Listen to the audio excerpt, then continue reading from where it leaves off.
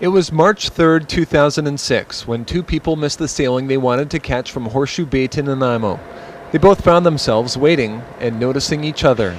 I was on my laptop working on an art show invitation and happened to look over and, oh, who's that guy there? Then I noticed she pulled out a pen and I asked her to use a pen so I could, do the Sudoku puzzle and the thing while I was waiting for the ferry, and she asked me for a light. Their conversation carried on to the ferry, where it continued non-stop for the 1 hour and 35-minute sailing. At the end, they exchanged phone numbers. The next week I was actually going back again, and I just decided to call him and see if he wanted to go for coffee, and we ended up having a 66-hour first date. The connection was immediate. They tattooed marriage rings on their fingers just 3 weeks after meeting, which they covered this past weekend with wedding bands.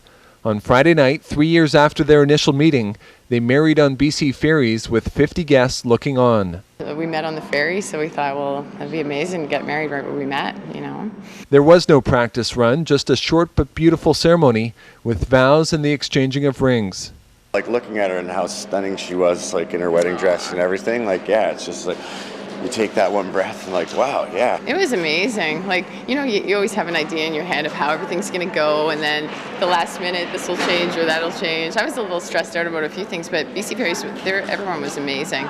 BC Ferries says it's only had a few weddings on board, but their vessels are a pretty good place to meet your potential soulmate. I'm not sure if we're quite a dating service, but clearly we carry over 22 million people a year, so a lot of opportunities to meet other people.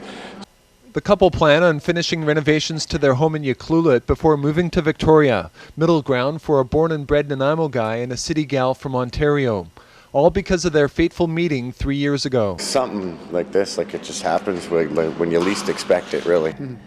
Who would have guessed that missing a ferry would provide such a happy ending?